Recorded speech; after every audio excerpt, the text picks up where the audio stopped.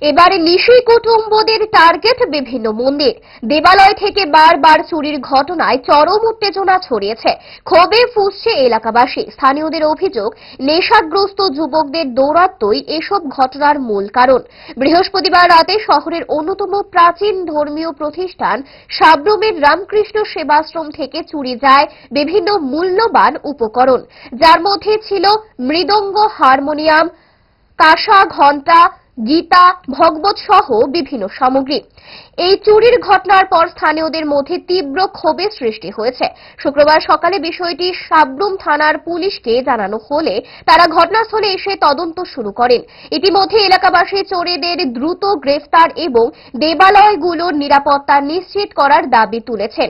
প্রসঙ্গত, এটি প্রথম নয়, এর আগেও বেশ কয়েকটি দেবালয়ে চুরির ঘটনা ঘটেছে, যা নিয়ে স্থানীয়দের মধ্যে উদ্বেগ বাড়ছে। পুলিশের তরফ থেকে জানানো হয়েছে, দোষীদের শনাক্ত করতে তদন্ত জোরদার করা হয়েছে এবং অচিরেই ব্যবস্থা নেওয়া হবে।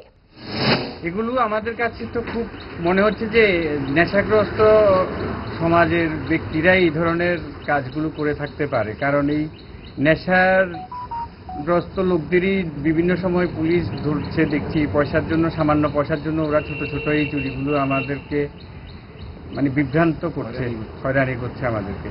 আমরা পুলিশের কাছে বলেছি এটা যাতে একটা সুস্থ তদন্ত হয় এবং ওদেরকে ধরার জন্য ওনারা ধরে সঠিক বিচার কার্য করেন।